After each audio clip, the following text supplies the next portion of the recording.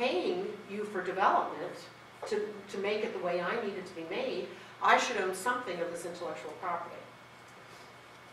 So that became a problem. Government had unique terms and conditions. So the government, so contractors would have basically their legal department all geared towards how you sell commercially, but then, excuse me, but then there would be this whole other sort of organization that had to get set up to make sure you followed all the government specifications and terms and conditions. And so the bottom line was the government wasn't getting the best of the best because some companies just refused to play with all this. So the new idea was that we have to understand what the government truly needs. Sometimes they really do need government unique items. You don't want the mom and pop shop down the street putting together an F-18 for the Air Force. You just don't want it, right? So there's genuinely unique items that we still need to have military specifications and standards for. And for those things, we should continue to buy them in the traditional manner. But for a lot of other stuff, understand that the government's not as special as they thought they were, and they can buy things that are commercially available in the marketplace. So when they buy using commercial items, when they buy commercial items, what they're allowed to do is to use the government, to use the contractor's commercial terms and conditions as a basis for the contract. So instead of a whole entourage of government terms and conditions, you use your commercial terms and conditions. And it allows the government to take advantage of the advances that are happening in the marketplace. You get more companies to play if we can use our own terms and conditions. And it allows the government to buy items cheaper because guess what? You don't need a manufacturing line for your government, for your commercial business, and then change it all to be able to do government business. So that's what the value of switching to the commercial item mentality was. So how does it work? So just like before, the government has a need, and they are required by law to go off and conduct market research. That's why we spend so much time talking about market research. They have to find out who's out there that can provide the products and services, and they're also looking at what are your commercial terms and conditions, because while they want to accept your commercial terms and conditions, they want to embrace them. If there's anything that violates other statutes within the government, they've got to negotiate those items. So I'll give you a case in point. There's something called the Christian Doctrine. The Christian Doctrine says that even if the government contracting officer forgets to put in a clause to terminate for convenience, meaning the government is choosing to terminate this contract, it has nothing to do with you, it's the fact that the government's needs have changed. They have to have that clause written into every contract. Now, your commercial terms and conditions would never put that in. You would never say to your client, if at any point you want to break this relationship, I won't charge you anything, all's good, we'll call it done. You wouldn't do that in a commercial relationship, but yet the government requires you to sign up to that on the government side. And the reason why they have to do that is because they're the purveyors of the taxpayer dollars, and if their needs change, they have to use those taxpayer dollars prudently. So if their requirements change, and they don't need to spend those dollars anymore, they have to have the ability to get out of the contract without a whole lot of muss and fuss. Now, they will pay you for costs that you incurred. So that's an example where your commercial terms and conditions wouldn't say that, but they would have to write that into the contract. But they really try to limit what they're writing into the contract and try to use most of your terms and conditions. They actually came up with a different section of the FAR to call FAR Part 12, which is all about commercial items. And what the FAR Part 12 does is it tells contracting officers how to procure commercial items. So there's not as onerous of a process with commercial items.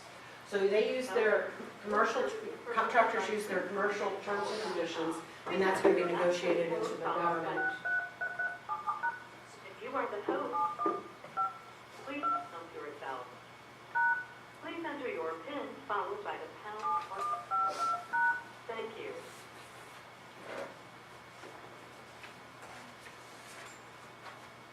So one for yesterday, one for today? Oh, yeah, there's Tuesday, Well, Wednesday, and Thursday. Yeah. Smell Forge. Have Jeff and Zach over there sign for yesterday, okay? You'll sign each one of these. Yeah. Hey, are you there? I'm here. Okay. Good. Or you can sign. Zach, we see Zach's on the Zach, are you on the call?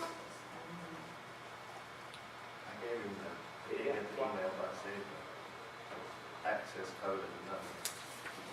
Off of the screen at the top, is that the one I could do? Yeah, I'm here. Okay, okay, good, all right, good, we're good, all right, thank you for tomorrow. Zach, I hope you're feeling better. Oh, not me, it's the kiddos and the missus. Oh, okay. Yeah, I'm gonna go run home, take care of them. Okay. So we're talking about commercial items. So they developed FAR Part 12 that deals with commercial items.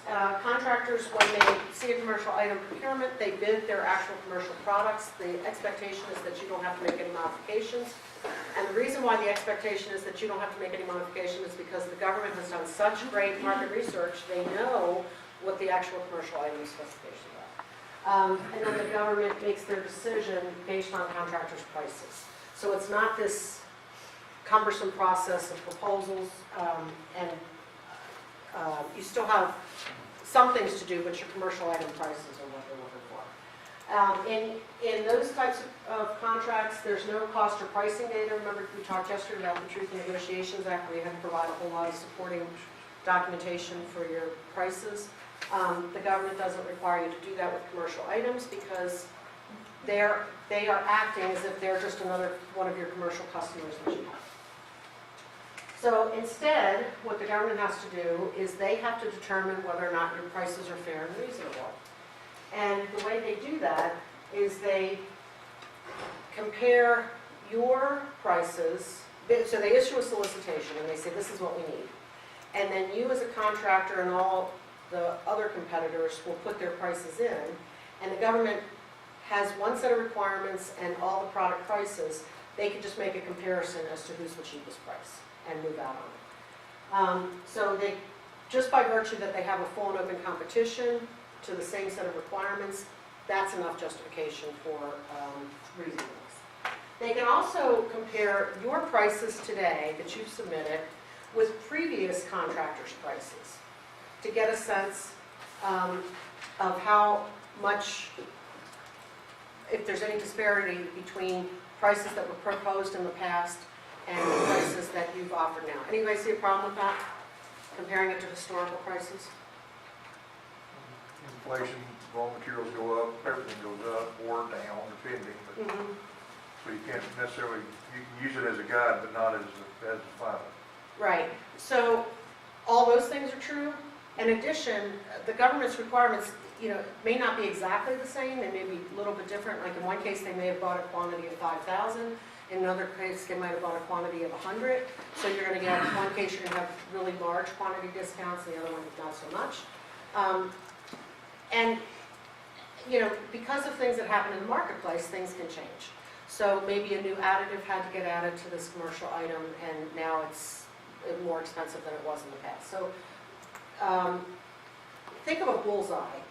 The government, if they found the exact same requirement like 2 weeks ago, they could do it, and for an average, for the same quantity and for the same requirements, that would be like a perfect historical price comparison.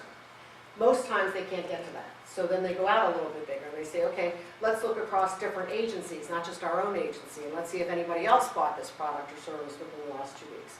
Okay, now let's get out a little bit further. And so the more close to the bullseye that you are, the better they're going to have a better price comparison. The further out you get, not so much. So I'll give you a case in point. I worked with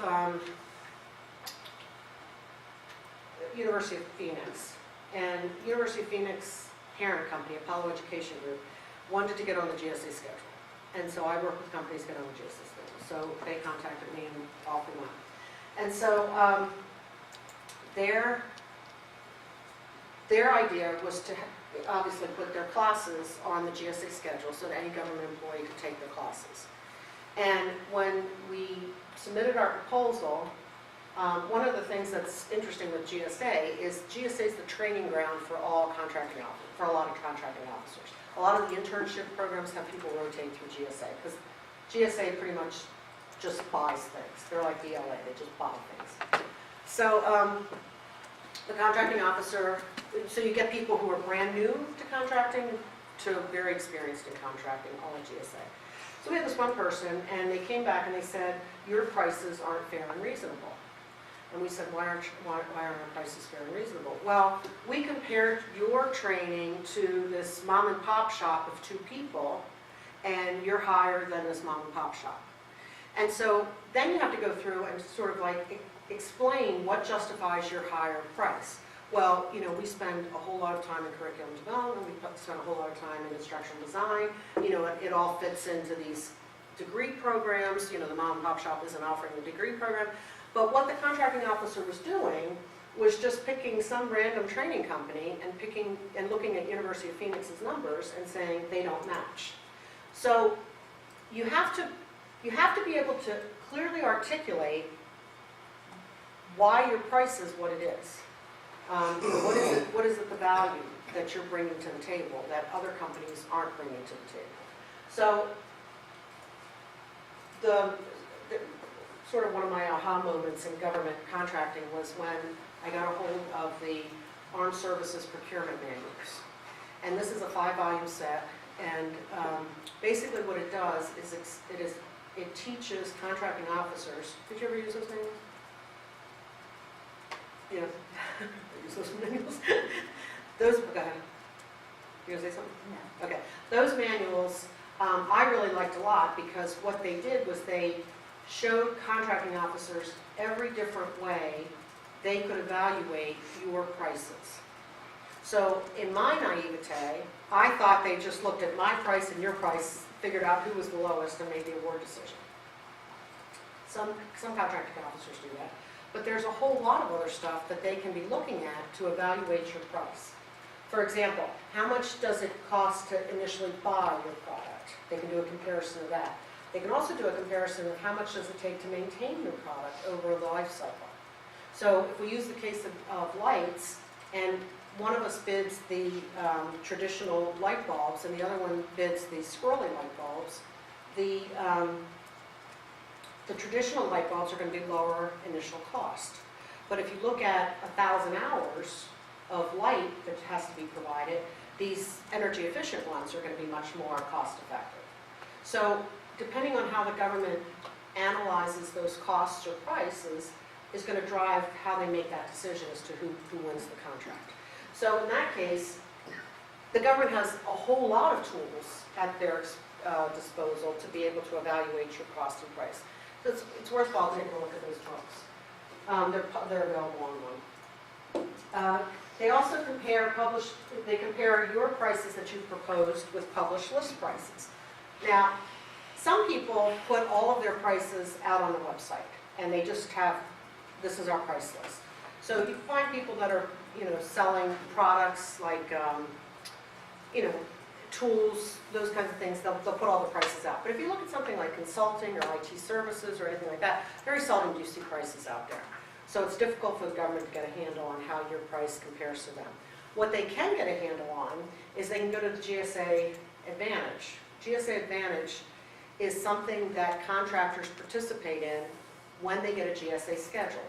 So you get a GSA schedule, and then once you negotiate that schedule, you are able to upload all the products and services from your proposal up into GSA Advantage. What that does is that when a contracting officer needs a widget, they look at the NAICS code for a widget, and they're able to go to GSA and see all the contractors who have proposed that widget, and they can see all the prices. So they can very quickly determine what your price is versus your competitors' prices. So it's a ease of use tool for the government contracting officer, because if they can buy through GSA, they're paying a small industrial funding fee, 0.075%, but they're not having to run these whole procurements. They can just buy it all for that service. So they can look at GSA schedules. They can also use parametric estimates from the industry. So organizations like professional associations will collect data from their members and basically just get a sense of how much it costs to do things. So you see this a lot in the construction industry. You know, if you could look at the people who lay carpets and you can get a rough magnitude of how much it costs for installation by square foot.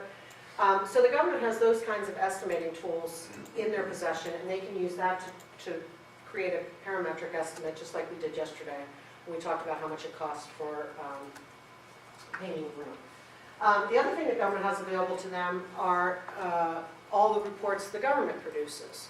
So, you know, when you think about the Consumer Price Index and all the tools that, what's it called, Bureau of Standards does it, I'm trying to think of one, a lot of the workforce standards. They have ideas for various geographic locations. You know, how much does the average system engineer get paid in Topeka, Kansas versus Washington, D.C.? So they've got those kinds of tools that the government has created for its own purposes to be able to get a sense of, is your price in line with what these estimates are from these various Bureau of Labor Statistics. There we go. So the government has those tools at its disposal. So that's how they compare your prices against them. So how does the government evaluate commercial item proposals? The first thing they do is they look at the degree to which you have the ability to meet the requirements. So what they're supposed to do is to come up with some very generic requirements. And what I mean by generic is, if you read this requirement, IBM shouldn't be the only one that can do it. HP shouldn't be the only one that can do it. Multiple vendors should be able to do it. So in other words, there's nothing written in the requirement that excludes companies from participating in this procurement. And if contractors see something that precludes the government, you should go to the contracting officer and say, I think this RFP's been written for this company. Because what often happens is you've got the technical team who is working the technical solution within the government. And they may have a preference, or they may have an incumbent of IBM or HP, and they just may write the requirement so that they get them back in, because they don't want to change contractors and work with somebody else. And the contracting shop, they're not experts in technology, right? They're experts in contracting. And so when they get the requirement document from the technical team, they pretty much accept it as gospel truth. And they don't really understand if there's a bias towards one company or another. So as companies, we don't want to, okay, the government shouldn't be writing any requirement that's specifically for one company, right? We all know that. We know also that they do write requirements for one person, one company. But as individual company members, we don't want to spend our money, our B&P money, then proposal money, going after deals that we know are already slated for somebody else. Even though it's not the way it's supposed to be, we don't want to get involved if that's the case. Because our chances of winning are low, and then when we lose, we may decide to do a protest, and then, you know, we typically tick off the government agency that we've protested, and that sort of sets the stage for future business with that agency. It's just a whole lot of pain for no, you know, the amount of profit you're going to get on this contract is not worth all this effort, right? So we would like to know that ahead of time. If you see a procurement that really looks like it's tied to one of your competitors, like they've just written it so specifically that only that one company could do it, contact your contracting officer during the RFP stage and say, you believe that this RFP is written towards, with a bias towards this one company, and is that the government's intention? Now that will raise the hairs on the contracting officer's neck, because if that's the case, then they're going to have to write a sole source justification for why they didn't consider any other companies. And the reasons why you can do a sole source is that, you know, it's in the government's best interest, and you have to really justify why it's in the government's best interest. And most contracting officers don't have the legal substantiation to be able to write that. So they're going to very quickly go back to the